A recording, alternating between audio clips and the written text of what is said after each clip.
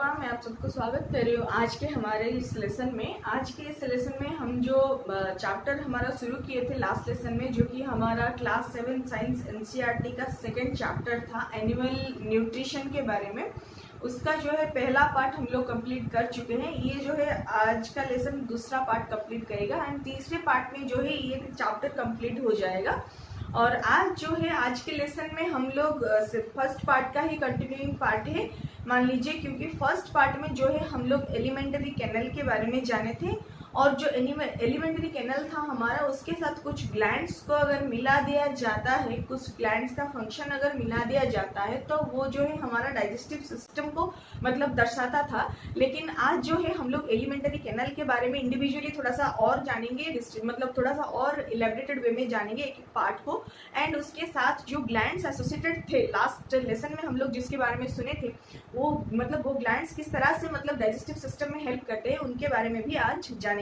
तो बने रहिए अंत तक। एंड सेकंड पार्ट के बाद हमारा जो थर्ड पार्ट आएगा उसमें भी हमारा एलिमेंट्री कैनल से ही जुड़ा हुआ और थोड़ा सा मतलब उसका पार्ट जो है रह जाएगा, तो उसको भी हम लोग थर्ड पार्ट में कंप्लीट करेंगे।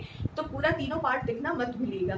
तो चलिए स्टार्ट करते हैं। पहला तो है हमारा जो खाना था, ये हमारा पहला पार्ट है हमारा बकल कैविटी। बकल कैविटी के थ्रू से ही ये अंदर जाता है। तो बकल कैविटी में क्या क्या होता है, हमारा बकल कैविटी यानी कि हमारा मुंह के अंदर हमारे पहले तो दांत होते हैं, फिर जो है जीभ होते हैं, फिर जो है सैलिवरी ग्लैंड्स होते हैं जो कि हमारा जो है खाना चबाने में हेल्प करते हैं सैलिवा सीक्रेट करके। ठीक है, तो ये जो सैलिवा सीक्रेट होता है ये जनरली क्या काम करता है, ये हमारा स्टार्च जो रहता है उसको ब्रेक डाउन करके शुगर में कन्वर्ट करता है, जो कि डाइजेशन में आसानी होता है। ठीक है, फिर उसके बाद आता है टॉन्ग एक मतलब फ्लेसी ऑर्गन होता है, एक फ्लेसी मस्कुलर ऑर्गन होता है जो कि मतलब उसका बैक एंड जो है हमारा माउथ के अंदर रहता है एंड ये कम्प्लीटली अटैच्ड रहता है, और जो उसका फ्रंट एंड रहता है वो कम्प्लीटली फ्री रहता है एंड वो जो है सारे डायरेक्शन में जो है मूव कर सकता है, रोटेट भी कर सकता है। और हमारा टॉन्ग जो है हमें बातचीत करने में हेल्प करता है, टॉकिंग में हेल्प करता है, खाना को चबाने में निगलने में हेल्प करता है। और एक इसका बहुत ही इंपॉर्टेंट फंक्शन है जो कि टेस्ट को आइडेंटिफाई करना। ठीक है, तो हमारे टॉन्ग में कुछ ऐसे टेस्ट बर्ड्स होते हैं जो कि हमें डिफरेंट टेस्ट को आइडेंटिफाई करने में बहुत ज्यादा हेल्प करते हैं। उनके बारे में भी आगे वाले मतलब सब्जेक्ट्स जब कवर करेंगे, आगे वाले साइंस का जब एनसीईआरटी हम लोग करेंगे उसके बारे में और भी डिटेल्ड वे में हम लोग जानेंगे। अभी के लिए इतना ही।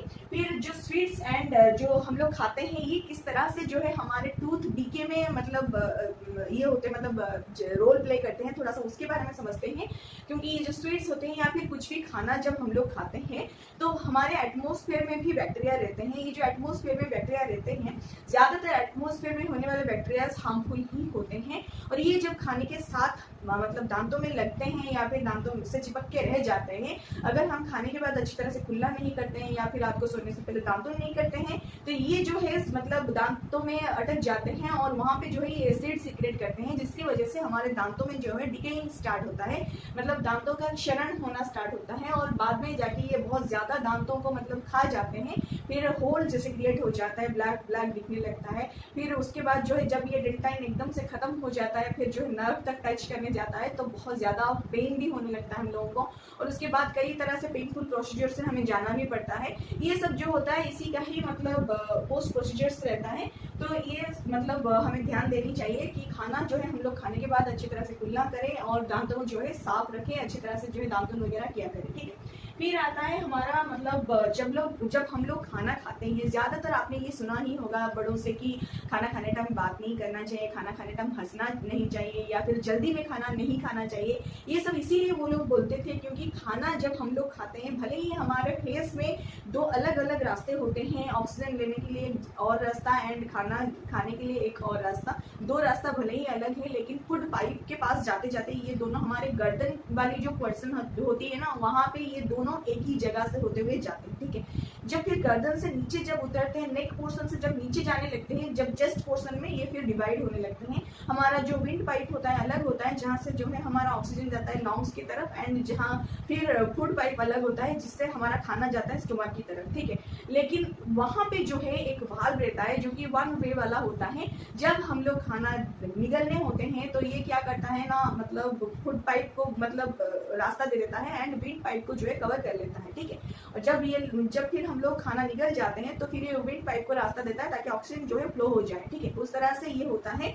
आप यहाँ पे वीडियो भी देख सकते हैं, प्रोवाइडेड है। तो ये जो है कंप्लीट मतलब वन वे वाल्व रहता है। तो हमें अगर जल्दी में कुछ करते हैं, खाना वगैरह लेते हैं, तो एक ही साथ में खाना एंड हवा दोनों अंदर चले जाते हैं, तो खाना क्या होता है ना, गलती से हमारे विंड पाइप की तरफ चले जाता है। तो फिर हमें जो है हिचकियाँ आती हैं या फिर हिकअप्स आती हैं, जोर से खांसी वगैरह आती हैं, और वो जो खाना चले जाने वाला होता है अंदर, वो बाहर निकल जाता है, जो कि हमारे विंड पाइप में गलती से चला गया था, वो फिर बाहर निकल जाता है। तो बहुत ज्यादा नुकसान होने से हम जो है बच जाते हैं, ठीक है। तो इसीलिए जो है खाने के टाइम जो है बातचीत करना मना है, हंसना नहीं मतलब नहीं चाहिए, या फिर आपको जो है जल्दी में खाना नहीं खाना चाहिए, ये सब जो है ध्यान रखनी चाहिए, ठीक है। फिर आता है हमारा फूड जो है इसोफागस को पास करते टाइम, यानी कि जो फूड पाइप में जाता है, तो उस टाइम पाइप में जो है मूवमेंट होता है, ठीक है। पाइप जो मूव करता है उसके मूवमेंट की वजह से खाना जो है नीचे धकेलते हुए जाते रहता है। ये कंटिन्यूस प्रोसीजर चलता रहता है। और ये मतलब वाल जो होता है हमारा फूड पाइप का जो वाल होता है, उसी के मूवमेंट से ही ये बहुत अच्छे से जो है नीचे तक पहुंच जाता है, एंड ये बहुत ही अच्छे से मतलब खाना को सही जगह में पहुंचा देता है। लेकिन जब हमें खाना अंदर नहीं लेना होता है तब ये ऐसे फंक्शन नहीं करता है। तो जब ये ऐसे फंक्शन नहीं करता है तो हमें जो है वोमिटिंग होता है, यानी कि जब हमारा स्टोमक खाना नहीं लेना चाहता है, या फिर पेट में कुछ गड़बड़ी रहता है, या फिर फूड पॉइजनिंग वगैरह होता है, तो फिर खाना जो है अंदर जाने की बजाय बाहर निकल जाता है, क्योंकि पेट में कुछ गड़बड़ी रहता है। तो ये मूवमेंट जो है तब ये नहीं होता है, और यही फिर जो है इसी पाइप के थ्रू से ही फिर खाना जो है बाहर आ भी जाता है, ठीक है। तो फिर चलिए जानते हैं स्टोमक के बारे में। तो स्टोमक जो है हमारा एक thick world bag like structure होता है। ये मान लीजिए एक बहुत ही मोटा वाला मतलब दीवारों जैसे मोटा वाला एक थिक स्ट्रक्चर होता है, मतलब इसका जो लाइनिंग होता है बहुत ही थिक रहता है, बैग लाइक स्ट्रक्चर होता है। एलिमेंटरी कैनाल का ये सबसे वाइडेस्ट पार्ट होता है। उसको अगर आप देखेंगे तो इसे अगर हमारा अल्फाबेट जे जैसे दिखता है ना, उसको अगर फ्लैटेंड के मतलब फ्लैट कर दिया जाए तो जिस तरह से दिखेगा उस हिसाब से कुछ हमारा स्टोमक भी दिखता है। एंड ये जो है हमारा फूड का रिसीवर माना जाता है। सारा फूड हमारा जो भी हम एक टाइम में खाते हैं जाके स्टोमक में ही पहुंचता है फूड पाइप के थ्रू से होते हुए। फिर जब स्टोमक में जो है बहुत अच्छी तरह से पच जाता है तब ये जाके स्मॉल इंटेस्टाइन के थ्रू जाता है, ठीक है। स्मॉल इंटेस्टाइन तक जाता है। जब तक ये अच्छी तरह से मतलब पच नहीं जाता है स्टोमक में, तब तक ये स्मॉल इंटेस्टाइन तक नहीं जाएगा, ठीक। तो स्मॉल इंटेस्टाइन से पहुंचने से पहले हम थोड़ा सा स्टोमक की फंक्शन के बारे में जानेंगे। तो स्टोमक में जो है 3 चीजें होती हैं। एक होता है स्टोमक के अंदर म्यूकस सीक्रेट होता है, दूसरा होता है HCl यानी कि हाइड्रोक्लोरिक एसिड सीक्रेट होता है, फिर तीसरा होता है डाइजेस्टिव जूस सीक्रेट होता है। तो पहला जो है म्यूकस सीक्रेट इसीलिए होता है कि हमारा स्टोमक का जो इनर लाइनिंग होता है, इनर सरफेस में जो एक कोटिंग रहता है, उसको जो है ये म्यूकस जो है प्रोटेक्ट करता है, ताकि ये जो HCl जैसे हार्मफुल मतलब हमारा एसिड सीक्रेट होता है, हाइड्रोक्लोरिक एसिड जो है अपने आप में बहुत ही ज्यादा स्ट्रॉन्ग होता है और ये काफी ज्यादा कंसेंट्रेटेड है, तो ये जहाँ पे भी गिरता है तो होल क्रिएट करने लगता है, मतलब एकदम से अल्सराइटिस होने लगता है। तो ये इससे जो है हमारे म्यूकस जो लाइनिंग होता है ना, इससे जो है हमारा स्टोमक मतलब HCl से होने वाले जो भी हार्मफुल मतलब चीजें हो सकती थी उससे जो है ये स्टोमक को बचाता है। ये जो म्यूकस सीक्रेट होता है ये एक लाइनिंग प्रोवाइड करता है ताकि HCl जो है कुछ नुकसान हमारे स्टोमक को ना पहुंचाए, ताकि मतलब हमारा स्टोमक जो है एकदम से प्रोटेक्टेड रहे, ठीक है। तो ये म्यूकस जो है प्रोटेक्शन का काम करता है हमारे स्टोमक को। फिर आता है HCl जो है हमारा हार्मफुल बैक्टीरिया जो भी हम खाने के टाइम में चला गया है अंदर, उसको जो है मारता है। फिर ये हमारे जो मीडियम होता है, मतलब खाना जो अंदर गया है उसका जो मीडियम होता है उसको एसिडिक बना के रखता है ताकि वो जो है डाइजेशन में हेल्प करता है।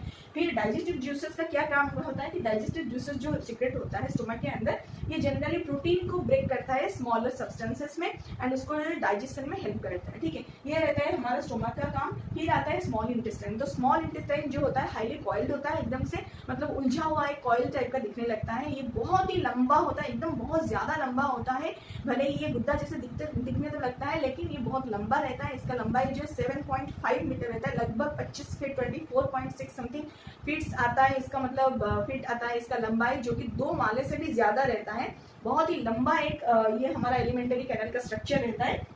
तो ये जो होता है स्मॉल इंटेस्टाइन, ये मतलब जो भी हमारे लीवर मतलब जब हमारे स्मॉल इंटेस्टाइन में खाना जाने लगता है, क्योंकि स्टोमक से अब खाना जो है थोड़ा बहुत पच चुका है, बहुत मतलब लगभग पच ही चुका है, तो ये अब जो है स्मॉल इंटेस्टाइन तक जा रहा है। क्योंकि स्मॉल इंटेस्टाइन तक जाते जाते इसको जो है और थोड़ा सा पचना है, जिस टाइम में कि इसे जो है लीवर हमारा ऑर्गन एक होता है, लीवर से जो है लीवर का जो भी जूस सीक्रेट होता है उसको मिलेगा, फिर पैंक्रियाज से जूस मिलेगा, फिर जो है दूसरे मतलब स्मॉल इंटेस्टाइन में उसको कुछ जूसेस मिलेगा, सब मिलने के बाद जो है और भी खाना अच्छे से पच जाता है, फिर जाके हमें उससे न्यूट्रिशन मिलता है। ठीक है, तो ये जो है स्मॉल इंटेस्टाइन में जाने के टाइम ही इसे जो है सिक्रेशन मिलता रहता है। तो पहले जानेंगे लीवर के बारे में, क्योंकि लीवर जो है अपर ऑर्गन होता है, मतलब हमारा जो एब्डोमेन होता है, एब्डोमेन में जो है upper right side upper part में जो है ये लीवर देखने को मिलता है। ये रेडिश ब्राउन कलर का बहुत बड़ा ग्लैंड है, हमारे बॉडी का सबसे बड़ा ग्लैंड यही होता है। इससे जो है हमारा मतलब बाइल जूस सीक्रेट होता है, जो कि